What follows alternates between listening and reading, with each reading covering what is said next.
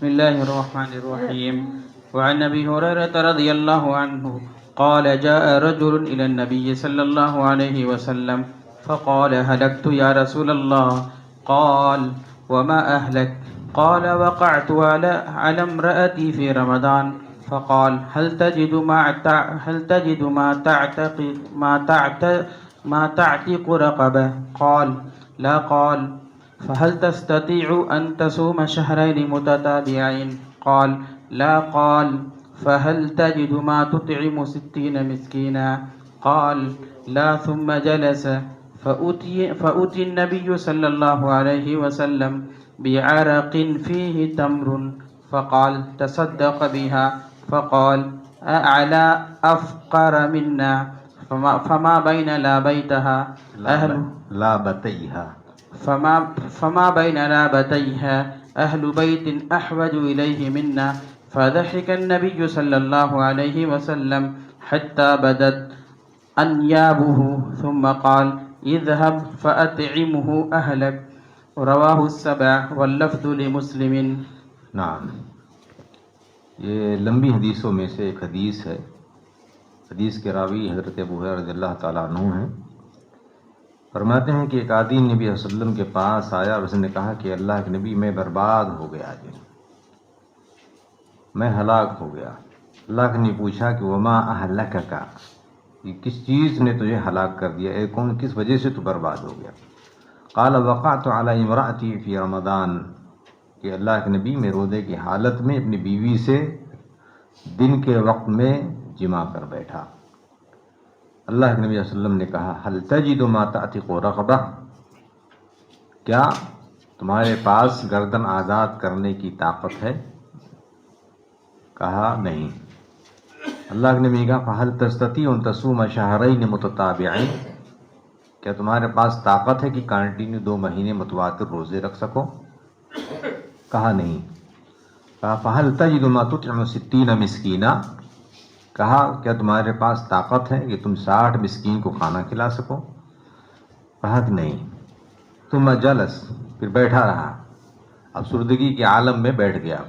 نہ تو گردن آزاد کرنے کی طاقت ہے، نہ 2 مہینے روزہ رکھنے کی طاقت ہے، اور نہ ہی 60 مسکین کو کھانا کھلانے کی. اب بیٹھ گیا. اسی دوران اللہ کے نبی صلی اللہ علیہ وسلم کے پاس ایک برتن جس میں کچھ کھجوریں آئیں، بعرق فیہ تمر، ایک ٹوکری میں اللہ کے نبی صلی اللہ علیہ وسلم کے پاس کچھ کھجوریں آئیں. فقال تصدق بہذا، اللہ کے نبی نے، آپ کے پاس کیا آیا تھا؟ نبی کے پاس جو چیزیں آتی تھیں وہ ہدایہ ہوتے تھے، ہدیے ہوتے تھے. نبی کے لیے اور اہل بیت کے لیے صدقہ جائز نہیں ہے. تو سلمان فارسی رضی اللہ تعالیٰ عنہ کے اسلام لانے کے واقعات میں جو اس عیسائی عالم نے انہیں جو بتایا تھا اللہ کے نبی کی 3 علامتیں. ایک تو یہ ہے کہ وہ عرب میں مبعوث ہوں گے، کھجور والے شہروں میں.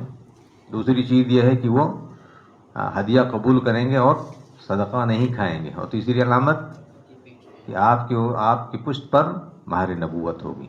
تو سلمان فارسی رضی اللہ تعالیٰ وہاں سے نکلے. پہلے زرتشت تھے، یعنی مجوسی تھے. مجوسی سے عیسائیت نصرانیت میں آئے، یہودیت میں آئے. پھر اس کے بعد آخری جو منزل تھی ان کی وہ اسلام تھی.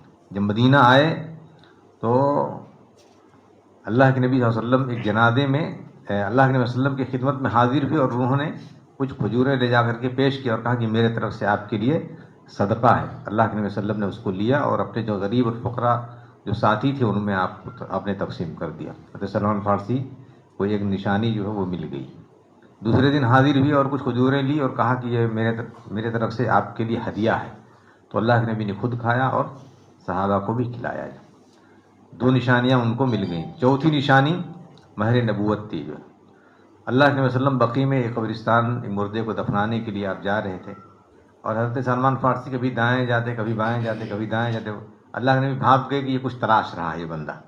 آپ اس وقت جو ہے ایک سرخ چادر وہ آپ اوڑھے ہوئے تھے.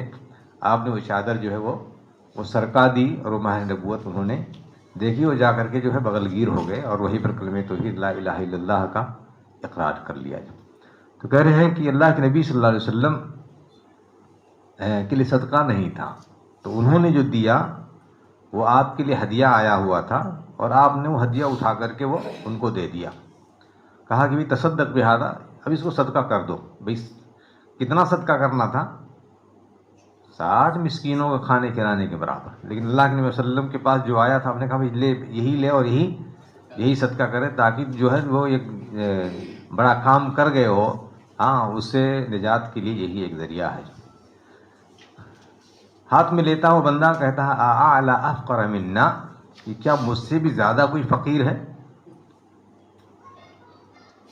کہ مجھ سے زیادہ جو ہے کوئی آدمی فقیر ہے. فما بین اللابتیہ اہل بیت احوج الیہ منا، یہ دو سیاہ پہاڑوں کے بیچ میں، چونکہ مدینہ منورہ تو اس کے درمیان میں واقع، پہاڑوں کے درمیان واقع ہے، تو کہا کہ یہ دو پہاڑوں کے، سیاہ پہاڑوں کے درمیان مجھ سے زیادہ فقیر کوئی آدمی کوئی نہیں ہے. فضحک النبی صلی اللہ علیہ وسلم، اللہ کے نبی صلی اللہ علیہ وسلم ہنس پڑے. حتی بدت انیابہ، یہاں تک کہ آپ کی کچلی کے دانت یہ واضح ظاہر ہو گئے. آپ نے کہا اذهب فأتیہ اہلک، جا اور اپنے گھر والوں کو کھلا دے، جا اپنے گھر والوں کو کھلا دے. دیکھیے اس حدیث میں کئی فوائد ہیں. پہلی فوائد دیکھیے، انسان دیکھیے، اسلام نے، آج بہت سارے لوگ ہیں جو اسلامی جو اصول ہے، ان اصول کی بنیاد پر اپنے آپ کو بہت ساری چیزوں سے باز رکھتے ہیں. جو یعنی اسلامی اصول، مثال کے طور پر عورتوں کا پردہ کرنا، مردوں کا کسی عورت کو نہ دیکھنا، یا آپس میں خلوت، تنہائی، عورتوں اور مردوں کے ساتھ جو ہے باہم نہ ملنا، بہت ساری چیزیں ہیں. اب وہ چاہے آفس کا معاملہ ہو، چاہے تعلیم کا معاملہ ہو، کالجوں کا معاملہ ہو، کہیں بھی ان سب چیزوں پر آدمی کو کب کس سے کیا ہو، معاملہ سرزد ہو جائے، کوئی نہیں جانتا. اب سوچ لیجیے کہ بیچارے کھانے پینے کو نہیں ہے، لیکن بیوی سے ہم بستری کر بیٹھے جو ہے، ہاں، ہو گئی یہ غلطی. اب اللہ کے نبی صلی اللہ علیہ وسلم کے پاس آئے، آپ نے ان کو، جو رمضان کے روزے جان بوجھ کر کے جو توڑے گا، اس کے لیے 3 کفارے ہیں. تینوں کفاروں میں سے یا تو گردن آزاد، اس زمانے میں گردن آزاد کا معاملہ تو ہے ہی نہیں ہے. اب 2 چیزیں ہیں، یا تو 2 مہینے کنٹینیو روزے رکھے گا، اور یا پھر 60 مسکین کو کھانا. لیکن اگر کوئی ایسا ہو جو اس جیسا ہو کہ اس کے پاس کچھ بھی نہیں ہو، تو وہ کچھ بھی اس کے پاس تو صدقہ کر دے گا، لیکن کرنا بہرحال ضروری ہے اس آدمی کے لیے. وہیں پر اسلامی جو حدود ہیں، قیود ہیں، ان کو برتنا یہ ہمارے اسلام کی عظمت ہے. اس چیز کو آدمی کو سمجھنا چاہیے، کہ اللہ کے جو حدود جو ہیں ان کی پاسداری کرنا یہ ضروری ہے. اور اس حدیث سے یہ بھی پتہ چلتا ہے کہ اگر کوئی کسی کے ساتھ کوئی معاملہ ہو جائے تو اس کے لیے اہل علم کے پاس جائے، تاکہ اس کے مسئلے کا حل ہو. ابھی مان لیجیے کہ کوئی آدمی یہ تینوں چیزیں پڑھا ہوا ہو کہ بنی کفارے، رمضان کے کفارہ کیا ہے، بھئی یہ 3 گردن آزاد کرنا، 2 مہینے کنٹینیو روزے رکھنا، اور تیسرا 60 مسکین کو کھانا کھلانا. تو بھئی یہ جو آخری جو چیز یہاں پر آئی کہ اس نے 1 ٹوکری بھر کھجور کی صرف صدقہ کر دیا، یہ کس نے بتایا؟ یہ ان تمام احادیث سے جو ہے یہ دوسرے لوگ نہیں سمجھ سکیں گے.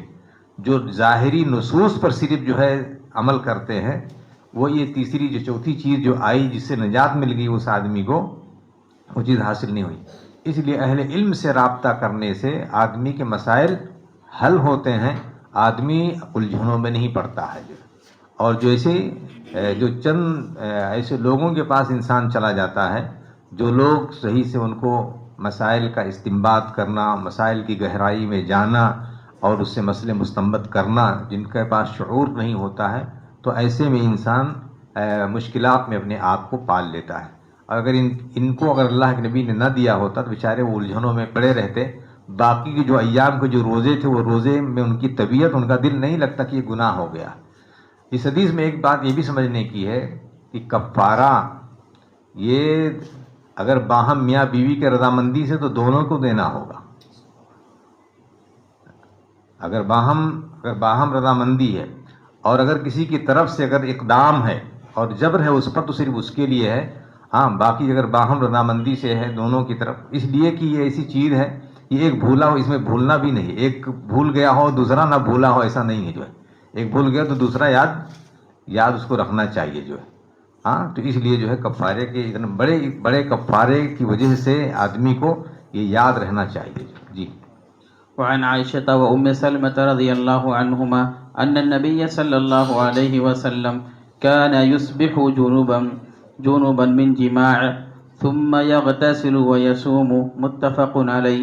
زاد مسلم في حديث أم سلمة ولا يقضي. نعم. اللہ کے نبی صلی اللہ علیہ وسلم کی دو بیویوں سے حدیث مروی ہیں، حضرت عائشہ رضی اللہ تعالیٰ عنہ اور ام سلمہ، کہ اللہ کے نبی صلی اللہ علیہ وسلم کان یصبح جنوبا من جماع، اللہ کے نبی صلی اللہ علیہ وسلم جماع کرتے اور پھر حالت جنابت میں صبح کرتے. کیا معنی یہ ہے کہ جیسے کہ آدمی اپنی بیوی سے ہم بستر ہوا اور سحری کیا اور اس کے بعد جو ہے اذان ہو گئی، اور اب اذان کے بعد آدمی غسل کرتا ہے اور پھر اس کے بعد جو ہے جو وقت ہے فجر کے وقت میں فجر کو ادا کرتا ہے. تو اگر اذان ہو گئی تو یہ ضروری نہیں ہے اس آدمی کے لیے، بہتر ہے کہ وہ اذان سے پہلے غسل کر لے، لیکن اگر کسی وجہ سے اگر آدمی نہیں کر سکا، ہاں، اور فجر کی نماز کا جو وقت ہے وہ وقت موسع ہے طلوع آفتاب تک، تو اس دوران آدمی اگر غسل کر لیتا ہے تو اتنی کفایت ہوگی، یعنی اس کا معنی یہ ہوگا کہ وہ روزہ فاسد نہیں ہوگا. یہ گنجائش ہے اللہ کی طرف سے. ثم یغتسل ویصوم، اللہ کے وسلم غسل کرتے اور پھر اس کو روزہ رکھتے. مسلم نے اتنا زیادہ کیا، ام سلمہ رضی اللہ تعالیٰ عنہ کی حدیث کے اندر ولا یقضی، اور قضا نہیں دیتے، یعنی قضا نہیں کرتے تھے. معنی یہ ہے کہ وہ روزہ مکمل مانتے تھے، اس میں کوئی قضا نہیں کہ نہیں اب ایسا ہو گیا تو اب آدمی اس کے بدلے میں دوسرا روزہ رکھے گا. جی. اس میں ایک مسئلہ ایسے بھی ہو سکتا ہے کہ ایک آدمی نے سحری سے پہلے جماع کیا اور سحری کیا اور نماز کے وقت لیٹا اور اس کو نیند لگ گئی، ایسا کبھی ہو سکتا ہے آدمی کو، اور پھر اس کی آنکھ کھلی 8-9 بجے ایسا.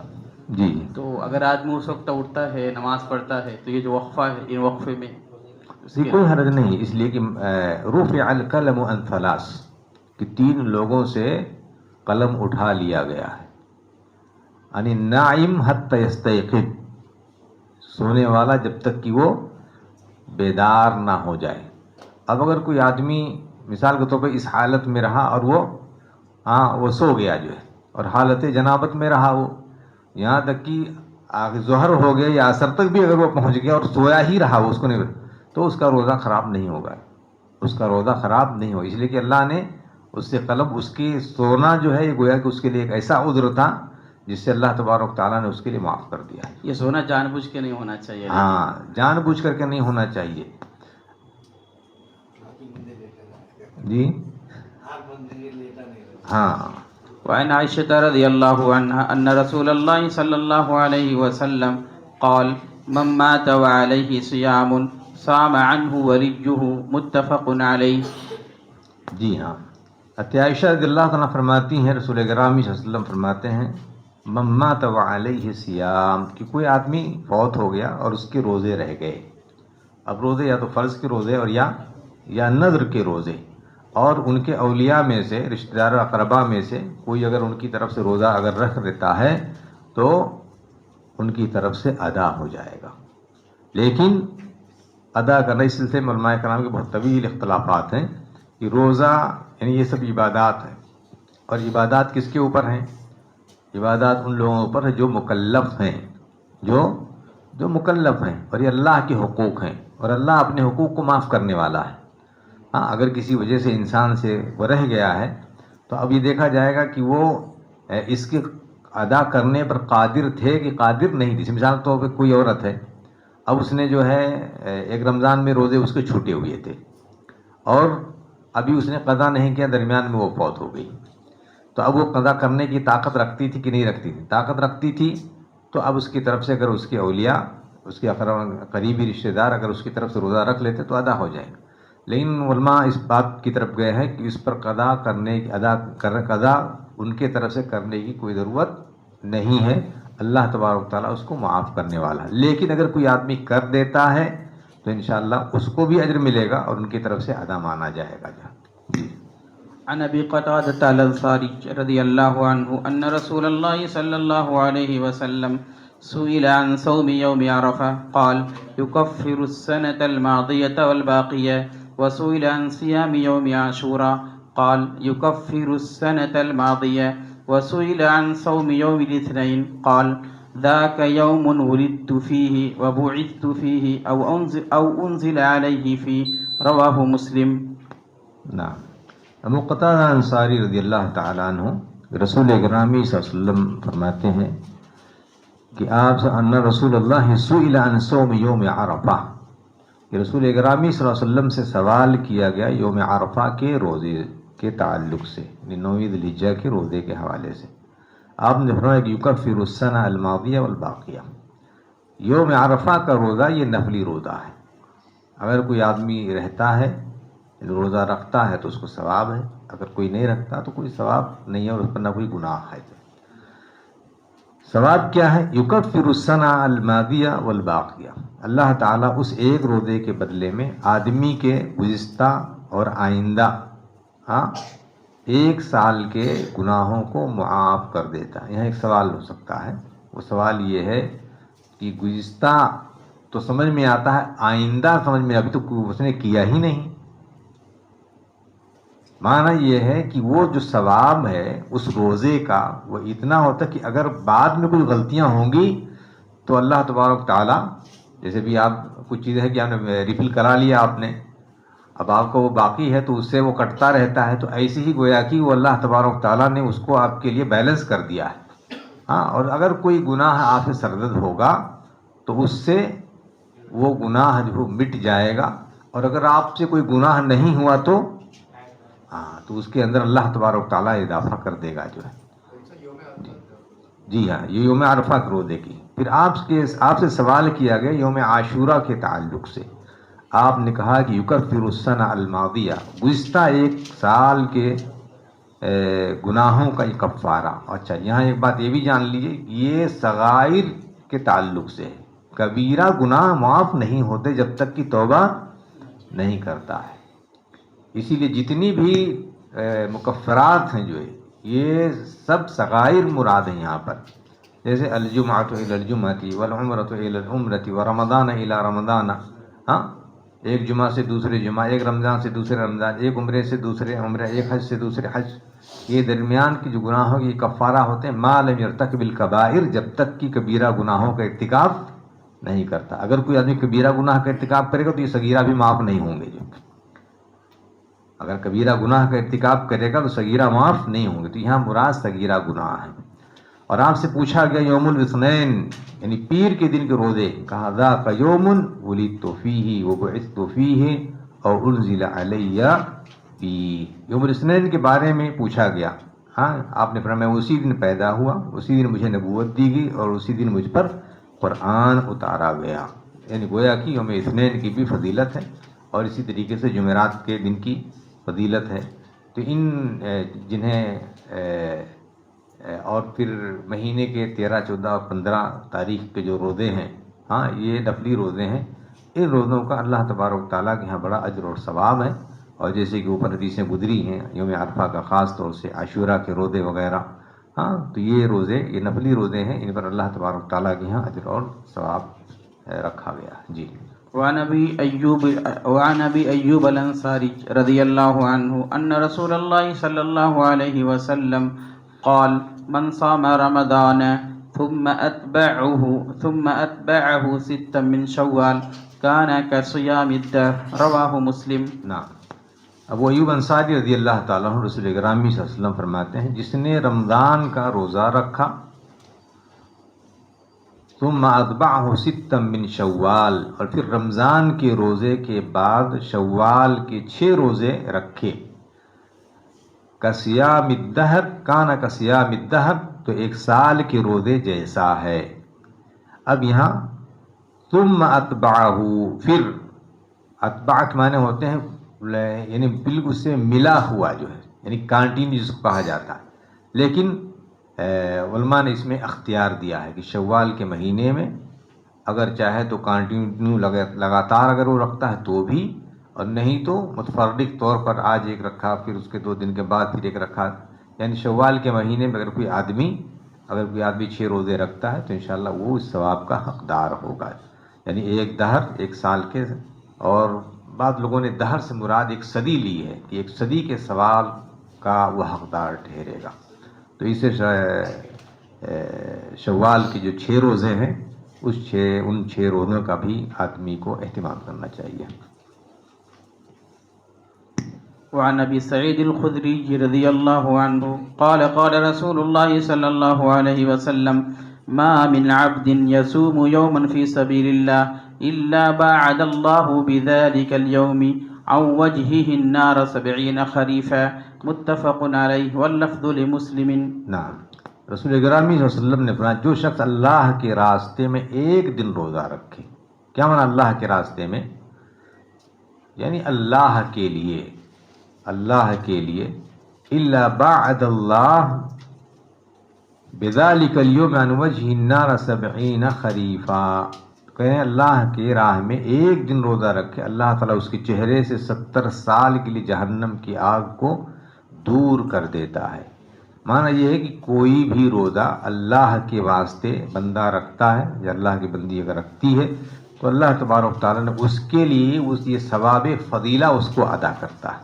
یہ فضیلت والا ثواب کا وہ حقدار ہوتا ہے کہ جہنم سے 70 خریف کہتے ہیں سال کے لیے، 70 سال کے لیے جہنم کی آگ کو دور کر دیتا ہے. اب جب بھی بندہ اس طرح سے اپنے روزے کے اندر زیادتی کرے گا تو جہنم سے دوری کا سبب ہوگا. جی.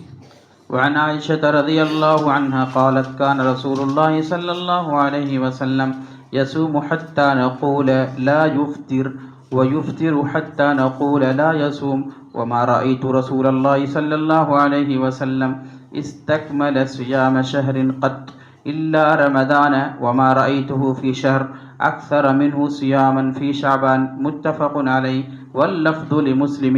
نعم، اللہ کے نبی صلی اللہ علیہ وسلم عائشہ رضی اللہ عنہ فرماتی ہیں کہ رسول گرامی صلی اللہ علیہ وسلم روزہ رکھتے یہاں تک کہ ہم کہتے کہ آپ افطار نہیں کریں گے. یعنی معنی یہ ہے کہ اتنا کنٹینیو آپ جو ہے روزے رکھتے جاتے ہیں.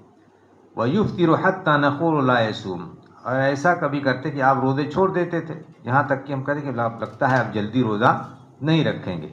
آگے فرماتی ہیں وَمَا رَأَيْتُ رَسُولَ اللَّهِ اسْتَكْمَلَ صِيَامَ شَهْرٍ قَطُّ إِلَّا رَمَضَانَ، کہ ہم نے نہیں پایا کہ اللہ کے نبی صلی اللہ علیہ وسلم رمضان کے سوا کبھی کسی دوسرے مہینے کے مکمل روزے رکھے ہوں. ہاں، الا رمضان، سوائے رمضان کے.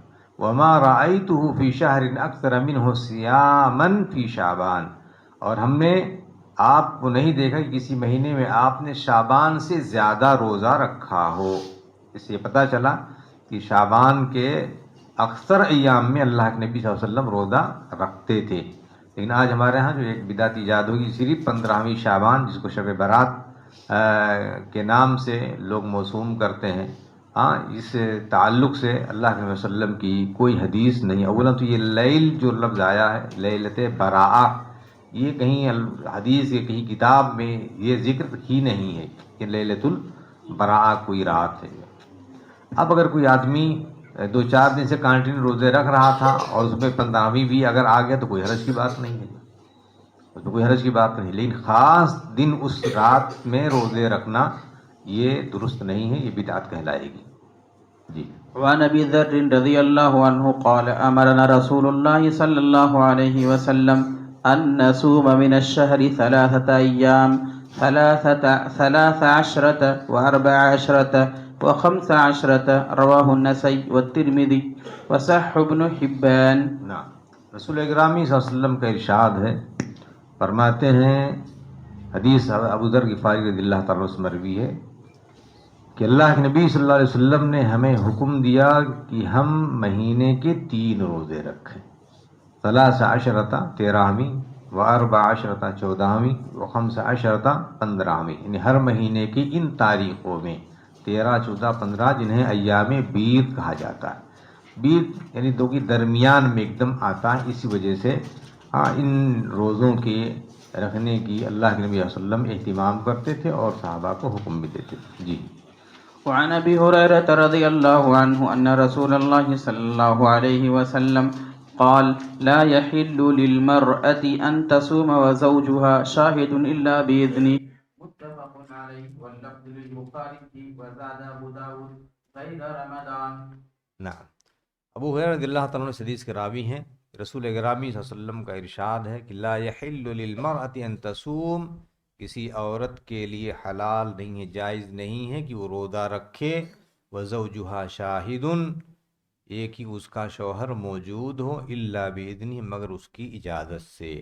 یہاں نفلی روزہ عورت بغیر شوہر کے اجازت کے نہیں رکھ سکتی ہے. اور یہاں یہ حدیث متفق علیہ ہے. اور ابو داؤد نے اتنا لفظ زیادہ کیا، غیر رمضان ان تصوم الا باذنہ، غیر رمضان، سوائے رمضان کے. اب اس میں شوہر کا اختیار نہیں، کیونکہ اللہ کا حکم ہے لا طاعۃ لمخلوق فی معصیۃ الخالق. اگر کوئی شوہر یہ کہے کہ نہیں رمضان بھی نہیں رکھنا ہے تم کو، تو اس میں اللہ کے حکم کی نافرمانی ہو رہی، اس میں شوہر کی بات نہیں مانی جائے. تو فرض روزے کے علاوہ نفلی روزے کوئی بھی روزے، چاہے عرفہ کا روزہ ہو، چاہے عاشورہ کا روزہ ہو، چاہے ذی الحجہ کے روزے ہوں، ہاں اگر عورت کے لیے بغیر شوہر کی اجازت کے روزہ نہیں رکھ سکتی ہے. جی. وعن ابي سعيد الخدري رضي الله عنه ان رسول الله صلى الله عليه وسلم نهى عن صيام يوم الفطر ويوم النحر متفق عليه. جی ہاں، ابو سعید خدری رضی اللہ عنہ فرماتے ہیں کہ رسول اللہ صلی اللہ علیہ وسلم کا ارشاد کہ آپ نے منع کیا ان صیام یومین، 2 دن کے روزے سے، یوم الفطر و یوم النحر، عید الفطر اور عید الاضحیٰ کے دن روزے سے، نہیں عید کے دن روزے رکھنے سے اللہ کے نبی نے منع کیا، کیونکہ یہ خوشی کا دن ہوتا ہے، عبادت کی دن ہوتی ہے، اور اس میں آدمی کے لیے خوشیاں منانا اور ان تمام اعمال کو انجام دینا جن چیزوں کو اللہ تبارک و تعالیٰ نے ان کے حق میں مشروع قرار دیا ہے، اور آپ نے منع کر دیا تو اب اس سے آدمی کو باز رہنا ہے. وعن شيبة الخدري رضي الله عنه قال قال رسول الله صلى الله عليه وسلم أيام التشريق أيام أكل وشرب وذكر الله عز وجل رواه مسلم. جی ہاں، رسول اللہ علیہ وسلم نے فرمایا کہ تشریق کے دن، ایام تشریق، یوم النحر 10ویں ذی الحجہ، 11 12 اور 13، یہ ایام تشریق ہیں، یہ 3 دن. ان 3 دن کے اندر کریں ایام اکل و شربن، یہ کھانے کے اور پینے کے دن ہیں، وہ ذکر اللہ، اور اللہ کے ذکر کے لیے. اس کا معنی ہے کہ 10 11 12 اور 13 ایام تشریق، ان 4 تاریخوں کے اندر گویا کہ یہ عید ہے، اس میں کھانا پینا آدمی کے لیے جو ہے اللہ تبارک و تعالیٰ نے مشروع قرار دیا ہے، اور خوشیاں منانے کا دن ہے، اس لیے اس میں روزے نہیں رکھے جائیں گے. وعن عائشة وابن عمر رضي الله عنهم قال لم يرخص في أيام التشريق أن يسمن إلا لمن لم يجد الهدي رواه البخاري. نعم. عائشہ اور ابن عمر رضی اللہ تعالیٰ عنہ سے دونوں کہتے ہیں کہ لم یرخص فی ایام التشریق ان یسمنا الا لمن یجد الہدی. کہہ رہے ہیں کہ رخصت نہیں دی گئی ہے ایام تشریق میں روزہ رکھنے کی، سوائے ان لوگوں کے جن لوگوں کے پاس قربانی کا جانور نہیں تھا. جو لوگ حج تمتع کے لیے یا حج قران کے لیے لوگ جاتے ہیں، حج کی 3 قسمیں ہیں، ایک حج افراد ہے، ایک حج قران ہے، اور حج تمتع. حج افراد کہتے ہیں کہ صرف حج کی نیت سے جانا، حج قران حج اور عمرے کے نیت سے جانا. البتہ یہ ہے کہ حج عمرہ ادا کر لے گا لیکن احرام سے حلال نہیں ہوگا، پھر اسی احرام میں پھر جو ہے حج کے ارکان پورے، اس کو حج قران کہا جاتا ہے. اس میں بھی قربانی ساتھ میں لے کر کے جانا ہوتا ہے. ایک حج تمتع ہوتا ہے کہ عمرہ کیا، پھر اس کے بعد احرام اتار دیا، حلال ہو گیا، اور پھر اس حج کے ایام میں پھر اس نے حج کی نیت کی، جو اس کو حج تمتع. اللہ کے نبی نے حج قران کیا تھا، لیکن آپ نے کہا تھا اگر میں اگلے سال زندہ رہا تو میں حج تمتع کروں گا. اسی وہی بنیاد پر حج تمتع کو افضل حج قرار دیا تھا کہ اللہ کے نبی کی خواہش تھی، اور ہم لوگ اللہ کے نبی کی خواہشوں پر بھی عمل کرتے ہیں. جی ہاں. تو اب اگر کوئی قربانی نہیں لے گیا ہے، جانور نہیں لے گیا، تو اب وہاں جو ہے 3 دن سے 3 دن وہاں روزہ رکھے گا، اور 7 روزے اپنے گھر آ کر کے روزہ رکھے گا. یہ 10 روزے اس کو رکھنے، جو قربانی کا جانور نہیں لے جا سکے گا تو اس کے لیے 10 روزے رکھنے ہیں. اب یوم النحر کو تو اس نے قربانی ذبح کر دیا، ہاں یعنی اس نے نہیں کیا، دوسرے لوگوں نے کیا لیکن اس کے پاس نہیں تھا، تو اب اس دن تو روزہ اس نے رکھا، لیکن 11 12 اور 13 یا ایام تشریق میں وہاں روزہ رکھے گا، اور 7 روزے جو آ کر کے اپنے گھر میں رکھے گا جو. جی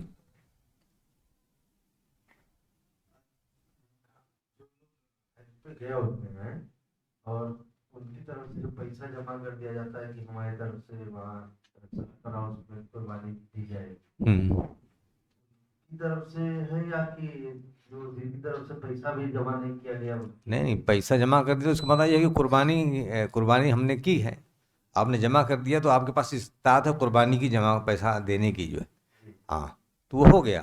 یعنی پیسہ جمع کر دیں یا خود جانور اپنے ہاتھ سے خرید کر کے وہاں ذبح کریں، تو یہ سب ایک ہی معنی میں ہے. یا کسی کو وکیل بنا دیں کہ بھئی آپ میری طرف سے کر دیجئے گا، تو گویا کہ قربانی لے کر کے گئے ہیں. یہ اس زمانے میں کیا رہتا تھا کہ لوگ اپنے ساتھ جانور لے کر کے جاتے تھے. ابھی تو آدمی پیسہ لے کر کے جاتا ہے، جانور وہیں مل جاتا ہے آدمی کو. پہلے جانور ساتھ میں لے کر کے جاتے تھے لوگ، اور لے جا کر کے وہاں پر ذبح کرتے تھے.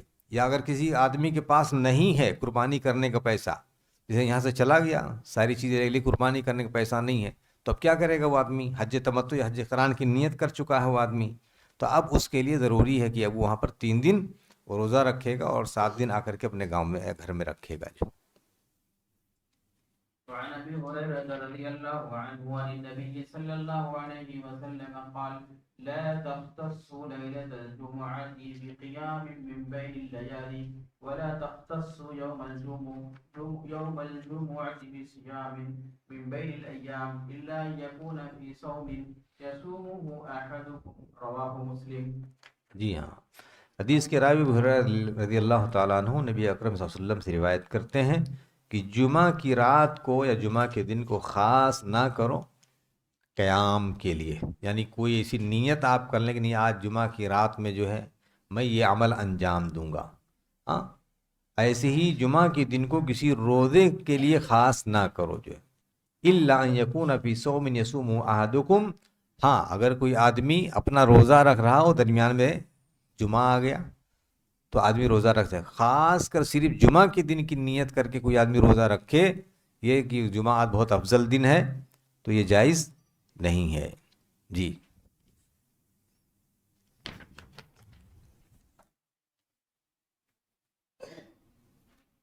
وعن ابي هريره رضي الله عنه قال قال رسول الله صلى الله عليه وسلم لا يصومن احدكم يوم الجمعه الا ان يصوم يوما قبله او يوما بعده متفق عليه. نعم، پھر اسی کی تشریح ہو گئی کہ کوئی بھی آدمی تم میں سے جمعہ کے دن روزہ نہ رکھے، ہاں اگر وہ رکھنا چاہتا ہے تو ایک دن پہلے یا اس کے ایک دن بعد وہ رکھ سکتا ہے. ابي هريره رضي الله عنه ان رسول الله صلى الله عليه وسلم قال اذا انتصف شعبان فلا تصوموا رواه الخمسه واستنكره احمد. جی ہاں، رسول اکرم صلی اللہ علیہ وسلم کا ارشاد ہے کہ جب شعبان کا نصف حصہ ہو جائے تو تم روزہ نہ رکھو. یعنی اسی بنیاد پر علماء نے کہا ہے کہ اگر کوئی آدمی رکھتا ہے تو ٹھیک ہے، اسی ابتدائے ایام سے یا ابتدائے شہر سے آدمی روزہ رکھنا شروع کر دے، لیکن جب آدھا ہو جائے تو پھر اس کے بعد. لیکن اس حدیث کے اندر نکارت ہے، اس بنیاد پر کہتے ہیں کہ جب بھی آدمی اگر چاہے روزہ رکھنا تو وہ رکھ سکتا ہے، البتہ 15 کی نیت کر کے یا ہم نے وہیں سے شروع کرنا ہے. ہاں اس حدیث کی بنیاد پر آدمی نہیں رکھ سکتا ہے. وعن السماء بنت بسر رضي الله عنها أن رسول الله صلى الله عليه وسلم قال لا تصوموا يوم السبت إلا فيما افترض عليكم فإن لم يجد أحدكم إلا لحاء عنب أو عود شجرة فليمضغها رواه الخمسة ورجاله ثقات إلا أنه مضطرب وقد انکرہ مالک وقال ابو داود وهو منسوخ. نعم، سما ابن بسر رضی اللہ تعالی عنہ سے مروی ہے کہ رسول اکرم صلی اللہ علیہ وسلم کا ارشاد ہے کہ لا تصوموا یوم السبت، یوم السبت کا روزہ نہ رکھو، الا فیما افترض علیکم، سوائے ان روزوں کے جو تم پر فرض کیے گئے، یعنی فرض روزے. فَإِن لَّمْ يَجِدْ أَحَدُكُمْ إِلَّا لِحَاءً، اگر تم میں سے کوئی چیز نہ پائے تو چاہے انگور کو چھلکا ہی ملے یا کسی درخت کی لکڑی ہی پا جائے، آدمی میسر آ جائے تو اس کو چبا لے، یہ بتانے کے لیے کہ نہیں ہم روزے سے نہیں ہیں۔ جی ہاں، یہاں اسی حدیث کو، یہ بھی کچھ دنوں سے اس حدیث کے اوپر بہت ساری باتیں آتی ہیں۔ اس چیز کا تعلق جیسے جمعہ کے دن خاص طور سے کوئی روزہ رکھنا منع ہے، ایسے ہی یوم السبت کے دن کوئی خاص نیت سے کوئی روزہ رکھنا منع ہے۔ البتہ یہ ہے کہ اسے یوم عرفہ کا روزہ اگر آ گیا یوم السبت کے تو آپ آدمی کیا نہیں رکھے گا؟ نہیں رکھ سکتا ہے جو ہے، یا کوئی اور چیز۔ جی، یوم السبت یعنی سنیچر، سیٹرڈے، سنیچر کے دن کا روزہ اگر خاص کرے کوئی آدمی کہ ہم صرف سنیچر کے دن روزہ رکھیں گے تو یہ رکھنا اس کے لیے جائز نہیں ہے۔ البتہ اگر کہیں یوم عرفہ اس دن آ گیا یا عاشوراء اس دن اگر پڑ گیا تو کیا وہ روزہ نہیں رکھے گا؟ نہیں، اس دن وہ روزہ رکھ سکتا ہے، اس لیے کہ اب وہ یوم السبت کی وجہ سے نہیں رکھ رہا ہے بلکہ عرفہ کی وجہ سے رکھ رہا ہے یا وہ عاشوراء کی وجہ سے روزہ رکھ رہا ہے۔ جی، وعن ام سلمة رضي الله عنها ان رسول الله صلى الله عليه وسلم كان اكثر ما يصوم من الايام يوم السبت ويوم الاحد وكان يقول انهما يوما عيد للمشركين وانا اريد ان اخالفهم، اخرجه النسائي وهذا لفظه۔ نعم، ام سلمہ رضی اللہ تعالیٰ عنہ فرماتی ہیں کہ رسول اکرام صلی اللہ علیہ وسلم کا ارشاد ہے، کان اکثر ما یصوم من الایام، کہ اللہ کے رسول صلی اللہ علیہ وسلم دینوں میں سب سے زیادہ روزے یوم السبت کو اور یوم الاحد کو رکھتے۔ وکان یقول، ہم کو پہلے دے دیے یعنی جمعہ کا دن، جمعہ آتا ہے پھر سنیچر ہے اور پھر اتوار ہے، تو یہ جو ایام تھے یہ ان کو سب سے پہلے دیے گئے لیکن انہوں نے قبول نہیں کیا، تو نصارہ نے یوم الاحد کو سنڈے کو قبول کر لیا، یہودیوں نے یوم السبت سنیچر کو قبول کر لیا، اور اللہ نے ہمارے لیے یوم الجمعہ رکھا تھا۔ تو کہہ رہے ہیں کہ یہ دو دن سنیچر اور یہ اتوار یہ مشرکین کی عید ہیں، وَأَنَا أُرِيدُ أَنْ أُخَالِفُهُمْ، میں اس دن روزہ اس لیے رکھتا ہوں تاکہ ان کی مخالفت ہو۔ اب اگر کوئی آدمی یوم السبت کا روزہ یا تو ایام سے مقابل میں ہو جائے، مطابق ہو جائے، یوم عرفہ، یوم عاشوراء دیگر، اور اگر کوئی آدمی روزہ رکھنا چاہتا ہے یوم السبت کو تو اب اس سے ایک دن پہلے ملائے گا یا اس کے بعد ملائے گا، جو یعنی صرف اور صرف خاص طور سے یوم السبت کا روزہ نہیں رکھ سکتا۔ جی، وعن ابي هريره رضي الله عنه ان النبي صلى الله عليه وسلم نهى عن صوم يوم عرفه بعرفه، رواه الخمسه غير الترمذي نعم، وصححه ابن خزيمه۔ اللہ کے نبی صلی اللہ علیہ وسلم نے عرفات میں عرفے کے دن کا روزہ رکھنے سے منع فرمایا۔ یوم عرفہ کے دن کوئی آدمی روزہ نہ رکھے، اس دن وہاں پر وقوف کرنا ہے، خاص طور سے جو حجاج ہیں ان کے لیے، البتہ دوسرے لوگوں کے لیے جو حاجی نہیں ہیں ان کے لیے تو رکھنا بڑے اجر اور ثواب کا باعث۔ یہ حکم کس کے لیے ہے؟ یہ حاجیوں کے لیے ہے۔ جی، یہ حاجیوں کے لیے ہے کہ یوم عرفہ کے دن وہ روزہ نہیں رہیں گے، البتہ دوسرے لوگوں کے لیے روزہ رکھنا اس دن بڑے اجر اور ثواب کا، کہ ایک سال پہلے اور ایک سال بعد کے گناہوں کا کفارہ بنتا ہے۔ عبد الله بن عمرو رضي الله عنهما قال قال رسول الله صلى الله عليه وسلم لا صام من صام الأبد متفق عليه ولمسلم لا صام ولا أفطر۔ جی ہاں، یعنی ایک آدمی وہ ہے جس نے صام العبد، جس کا کہا جاتا ہے صوم وصال، یعنی کانٹینیو انسان جو ہے روزے رکھے چلا جا رہا ہے، تو کہہ رہے گویا کہ اس کا جو روزہ ہے وہ روزہ ثواب والا روزہ نہیں ہے، کہ لا صام ولا افطر، نہیں، اس نے نہ روزہ رکھتا ہے اور نہ ہی افطار کرنا ہے، یعنی گویا کہ اس نے روزہ رکھا ہی نہیں، اس کو روزے کا ثواب ملا ہی نہیں۔ عن ابي هريره رضي الله عنه ان رسول الله صلى الله عليه وسلم قال من قام رمضان ايمانا واحتسابا غفر له ما تقدم من ذنبه، متفق عليه۔ جی ہاں، جس نے رمضان کا قیام کیا ایمان کے ساتھ اور احتساب کے ساتھ، ایمان کے معنی ہوتے ہیں کہ اسے اللہ کی عبادت سمجھتے ہوئے اور ایمان کے تقاضوں کی روشنی میں، جیسے اگر کوئی آدمی روزہ رکھے شرک کرے تو گویا کہ وہ صاحب ایمان نہیں رہ گیا، جو ہے روزہ رکھے نماز نہ پڑھے تو گویا کہ اس کا ایمان ہے ہی نہیں ہے. تو من صام رمضان ایمان و احتساباً، اور ثواب کے لیے اللہ سے اس پر امید رکھے کہ مجھے بھرپور ثواب میں، تو اللہ فرماتے ہیں، اللہ نے فرماتے ہیں کہ غفر لہ ما تقدم من ذنبہ، اس کے سارے پچھلے گناہوں کو اللہ معاف کر دیتا ہے. عائشة رضي الله عنها قالت كان رسول الله صلى الله عليه وسلم إذا دخل العشر أي الأشهر الأخير من رمضان شد مئزرا وأحيا ليلة وأيقظ أهله متفق عليه. جی ہاں، رسول اکرم صلی اللہ علیہ وسلم جب رمضان کا آخری عشرہ داخل ہوتا تو آپ کمر کس لیتے، رات بھر جاگتے اور اپنے اہل و عیال کو جگاتے. معنی یہ ہے کہ اس رات، وہ آخری جو عشرہ ہوتا جس میں شب قدر ہے، لیلۃ القدر کی تلاش میں اللہ کے نبی صلی اللہ علیہ وسلم 10 راتوں کو جاگتے تھے اور اس گھڑی کو پانے کی کوشش کرتے، اپنے اہل و عیال کو بھی جگاتے اور خوب طاقت کے ساتھ اور انہماکیت کے ساتھ اللہ کی عبادت میں مشغول رہتے. وعنها رضي الله عنها أن النبي صلى الله عليه وسلم كان يعتكف العشر الأواخر من رمضان حتى توفاه الله ثم اعتكف أزواجه من بعده متفق عليه. نعم، رسول اکرم صلی اللہ علیہ وسلم آخری رمضان کے آخری عشرے میں اعتکاف کرتے یہاں تک کہ اللہ نے آپ کو موت دی، یعنی جب تک آپ زندہ رہے رمضان کے آخری عشرے میں آپ اعتکاف فرماتے.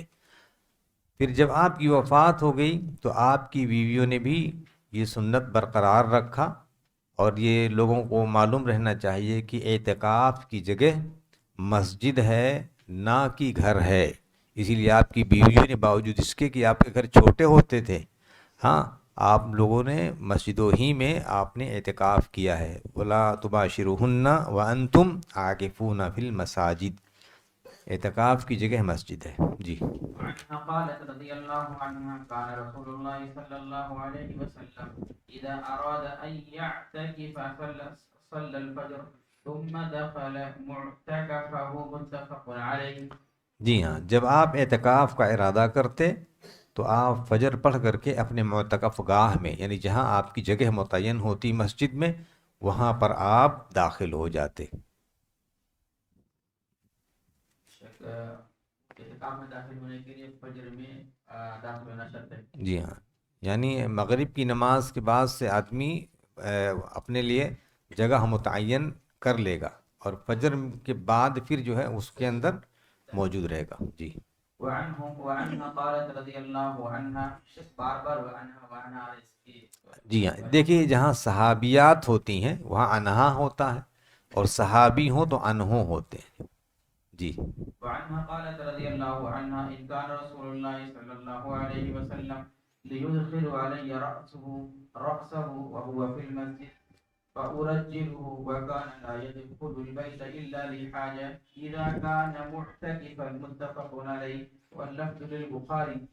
جی ہاں، یہ حدیث بھی حضرت عائشہ رضی اللہ تعالیٰ عنہا سے، یہ تین جو کنٹینیو روایتیں آ رہی ہیں یہ سب روایتیں انہی سے مروی ہیں کہ وہ عنہا یعنی ان عائشہ رضی اللہ تعالیٰ عنہ قالت رضی اللہ تعالیٰ عنہ ان کان رسول اللہ لا يدخل علی رأسه وهو فی المسجد فأرجله، کہ اللہ کے نبی صلی اللہ علیہ وسلم حالت اعتکاف میں مسجد سے اپنا سر مبارک میرے آگے کر دیتے، چونکہ آپ کا کمرہ اور مسجد نبوی کا کمرہ ملا ہوا تھا دونوں، ہاں، تو کہہ رہے ہیں کہ آپ اپنا سر گھر میں کر دیتے اور میں آپ کے بالوں کو کنگھی کرتی. وَكَانَ لَا يَدْخُلُ الْبَيْتَ إِلَّا لِحَاجَةٍ، اور کبھی ضرورت پڑتی تو آپ اپنے گھر کے اندر آ سکتے تھے، یعنی آ جاتے تھے. اس سے اگر کسی آدمی کو کوئی خاص ضرورت اگر آ جائے تو وہ ضرورت کے لیے گھر جا سکتا ہے. اذا کان معتکفا، جب آپ حالت اعتکاف میں ہوتے. تو اب ضرورات کی جو کیفیات ہیں کہ کن کن ضروریات کی بنیاد پر آدمی جا سکتے. جیسے مثال کے طور پر کوئی مسجد ہے اور اس مسجد کے اندر حمام باتھ روم وغیرہ نہیں ہے اور اس کا گھر کہیں قریب میں ہے، تو اب کیا ہے، اب آدمی وہاں سے اپنے گھر قضاء حاجت کے لیے جائے، لیکن وہ اس تصور میں رہے کہ میں حالت اعتکاف میں ہوں، جو ممانعات ہیں ان تمام چیزوں سے وہ دور رہے گا.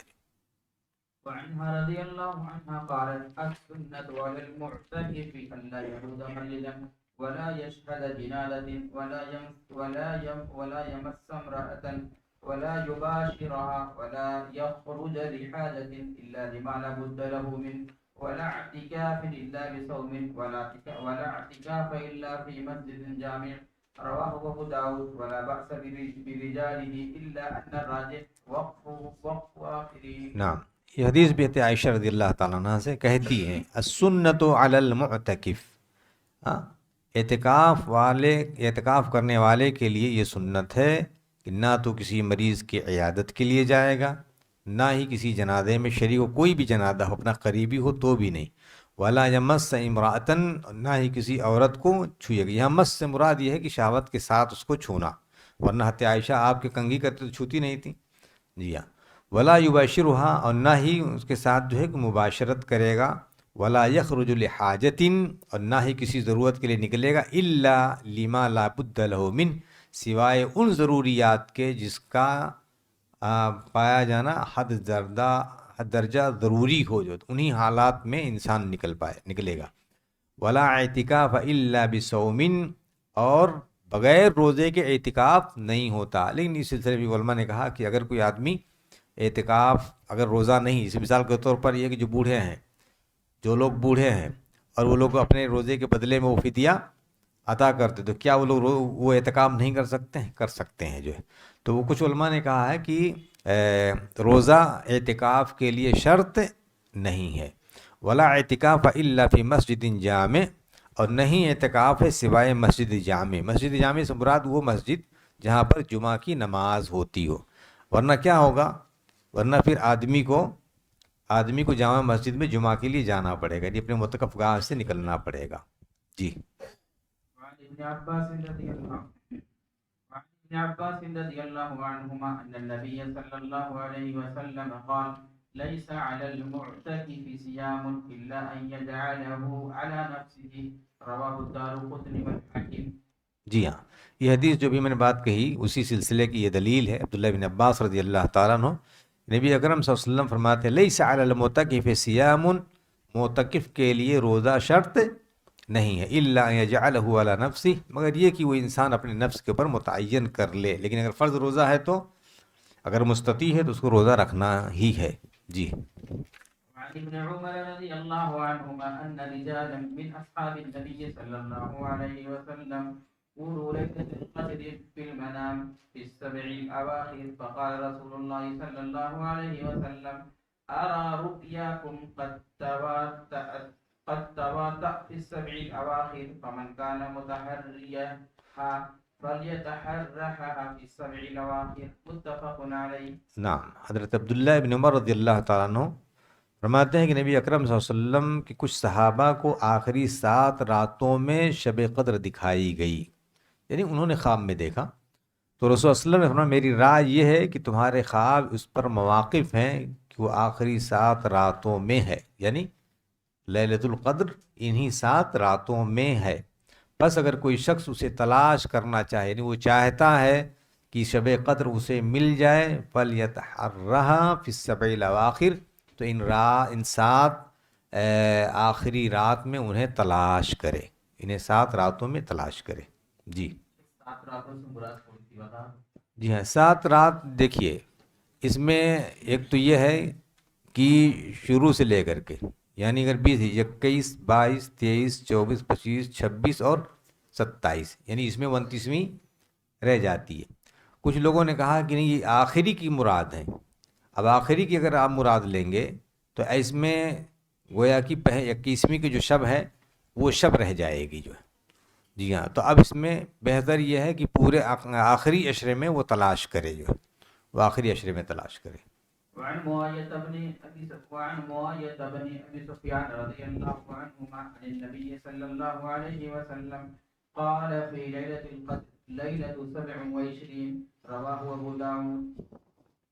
جی ہاں، معاویہ ابن ابی سفیان رضی اللہ تعالیٰ عنہ جلیل القدر صحابی رسول ہیں، اور نبی اکرم صلی اللہ علیہ وسلم کے گویا کہ کیا لگیں گے، سالے لگیں گے۔ جی ہاں، قال فی لیلۃ القدر، شب قدر کے سلسلے میں فرمایا لیلۃ 27، کہ شب قدر یہ 27ویں کی شب ہے، ابو داؤد نے روایت کیا ہے، اور راجح مسئلہ یہ ہے کہ یہ اللہ کے نبی صلی اللہ علیہ وسلم کی حدیث نہیں بلکہ یہ موقوف روایت ہے، اسی لیے وقد اختلف فی تعینہ علی 40 قولا، 40 اقوال ہیں لیلۃ القدر کے تعین کے سلسلے میں۔ اور حافظ بن حجر رحمہ اللہ فرماتے ہیں کہ اوردتھا فی فتح الباری، ان 40 اقوال کو میں نے فتح الباری میں انہیں ذکر کیا ہے، ان تمام اختلافات اور یہ جو روایتیں بھی جو پیچھے گزری ہیں ان کی روشنی میں، ان 40 اقوال کے روشنی میں۔ بہرحال خلاصہ یہ ہے کہ آدمی آخری عشرے میں، آخری عشرے کی طاق راتوں میں انہیں تلاش کرے۔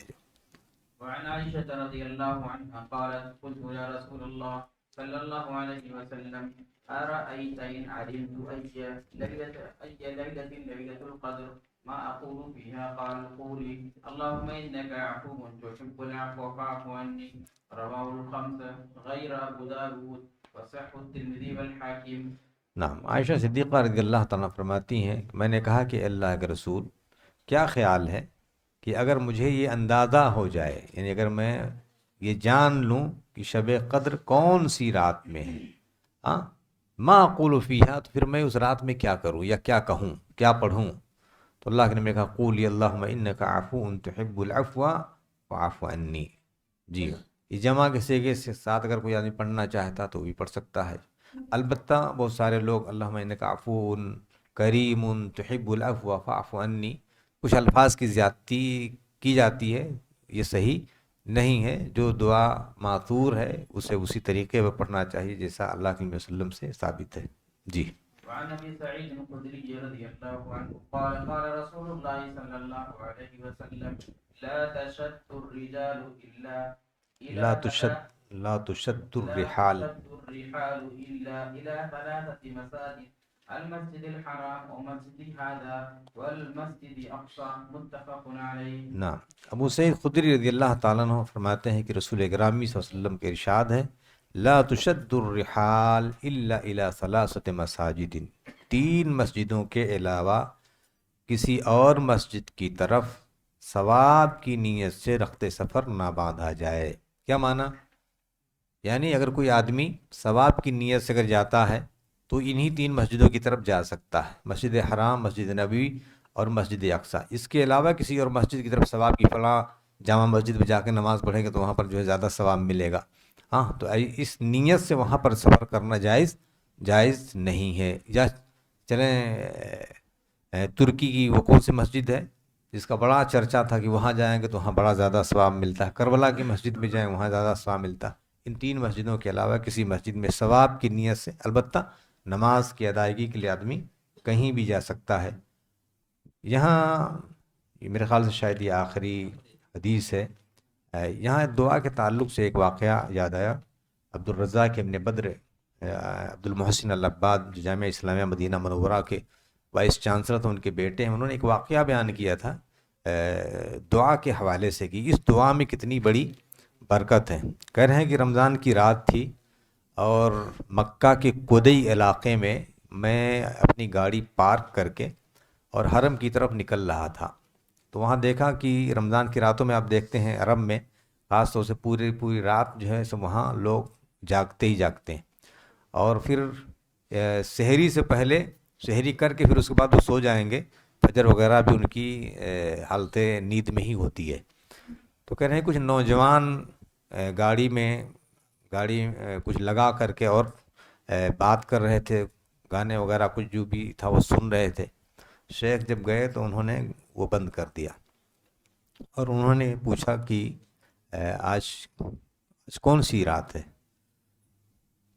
تو انہوں نے بتایا کہ یہ آخری عشرہ چل رہا ہے اور یہ جاگنے کی رات ہے۔ تو انہوں نے نصیحت کیا اور کہا کہ اللہ کے بندے، اگر کچھ نہیں کر سکتے ہو تو یہ جو کر رہے ہو اس سے باز آ جاؤ، اور اگر کچھ نہیں پڑھ سکتے ہو تو کم سے کم یہ چھوٹی سی دعا ہے، یہ دعا پڑھ لو، اللہم انک عفو تحب العفو فاعف عنی۔ شیخ نے نصیحت کی اور اس کے بعد وہ چلے گئے۔ کچھ عرصہ کے بعد کہہ رہے ہیں کہ میں دعوت و تبلیغ کے غرض سے ایک دوسرے علاقے میں کہیں دور دراز گیا، تو وہاں گیا، میں نے نماز پڑھی، اور اس کے بعد ایک نوجوان میرے پاس آیا، اس نے سلام کیا اور میرے سر کا بوسہ دیا، اور پھر اس نے کہا کہ شیخ آپ کو یاد ہے؟ کہنے لگے کیا چیز؟ کہنے لگے کہ میں وہی شخص ہوں جو جب آپ گزر رہے تھے اور گاڑی میں جو گانا بج رہا تھا اور ہم لوگ وہاں باتیں کر رہے تھے، میں انہی لوگوں میں سے ایک تھا، اور آپ کے اس بتائے ہوئی اس دعا کو میں نے اس رات بڑے اہتمام سے پڑھا تھا، اور اللہ تبارک و تعالیٰ نے مجھے ہدایت دے دی، اور آج میں اس مسجد کا امام ہوں جو۔ تو انسان جب خلوص و للہیت کے ساتھ اللہ تبارک و تعالیٰ سے دعا کرتا ہے، تو کوئی دعا آدمی نہ سمجھے کہ کچھ، بہت سارے لوگ اس نوعیت کا سوال کرتے ہیں، نہیں، ان دعاؤں کے اندر اتنی جامعیت ہے کہ انسان اگر اس کو سمجھ لے اور صدق دل سے اگر اس کو مان لے اور عمل کرے، تو انسان کے لیے اللہ تعالیٰ نے بہت ساری چیزیں اس کے اندر رکھ دی ہیں۔ یہ نماز جو ہم لوگ پڑھتے ہیں، صرف چھوٹی سی 2 سجدوں کے درمیان ہم کیا پڑھتے ہیں؟ اللہم اغفر لی وارحمنی واہدنی وعافنی وارزقنی۔ سوچو کہ 4-5 جو کلمات ہیں، ان 4-5 کلمات میں دنیا کی ساری چیزوں کو اللہ تبارک تعالیٰ نے رکھ دیا۔ اللہم اغفر لی، انسان مغفرت تلاش کرتا، وارحمنی، اللہ مجھ پر رحم فرما، واہدنی، اللہ مجھے ہدایت دے، وعافنی، اللہ تو مجھے عافیت میں رکھ، وارزقنی، اللہ مجھ کو رزق۔ اب کیا بچا؟ جی ہاں، اس میں بھی ہے، یعنی میرا مرتبہ جو ہے بلند فرما دے جو ہے۔ تو اب بتاؤ کہ اتنی ساری چیزیں اگر کسی کو مل جائیں تو پھر آگے اس کو مانگنے کی کیا ضرورت ہے؟ تو کوئی آدمی، آج امت کا ایک بڑا طبقہ ہے جو آج اس بڑی دعا سے اپنے آپ کو محروم رکھے ہوئے ہے، وہ یہ دعا پڑھتا ہی نہیں ہے، وہ صرف سجدے میں گیا، اٹھا، دوسرے سجدے کے لیے جھک گیا، اور یہ دعا اتنی، البتہ کہ نماز پڑھنے کے بعد 15 منٹ 20 منٹ دعا ضرور کریں گے جو ہے، لیکن یہ جو دعا جو ہمارے نبی کی جو دعا ہے جو آپ پڑھا کرتے تھے، اس دعا سے اپنے آپ کو محروم رکھا ہوا ہے۔ تو کتنی جامع دعائیں ہیں، دعائیں معصورہ، ان کا انسان جب دلگی کے ساتھ پڑھتا ہے تو اللہ تبارک تعالیٰ ان کی حاجات اور ان کی ضروریات کو پوری کرتا ہے۔ آدمی کو ایکسٹرا مانگنے کی ضرورت نہیں پڑتی ہے، لیکن منع نہیں ہے کہ آپ مانگیں نہ، بلکہ دعا کرنا ہی عبادت ہے، الدعاء هو العبادہ۔ اللہ تعالیٰ سے دعا ہے کہ اللہ تبارک تعالیٰ، بڑی عجلت میں ہم لوگوں نے اور بڑی روانی کے ساتھ، اس لیے کہ 3 ہفتوں کے اندر ہمیں اس کو ختم کرنا تھا، اور حدیثیں کافی لمبی تھیں، اس پر لمبی بحث بھی کی جا سکتی تھی، راویوں کے تعلق سے بھی میں نے بہت احتیاط سے کام لیا ہے، اور اسی طریقے سے جو مرویات ہیں، جو محدثین ہیں جنہوں نے تخریج کی ان حدیثوں کی، ان پر بھی ہم نے کوئی زیادہ بحث نہیں کی، اس لیے کہ یہ بہت علمی مجلس نہیں تھی۔ بہرحال جو کچھ بھی ہم لوگوں نے سنا ہے اور جو سیکھا ہے، اللہ ہمیں اس پر عمل کرنے کی توفیق عطا فرمائے۔ والسلام علیکم ورحمۃ اللہ وبرکاتہ۔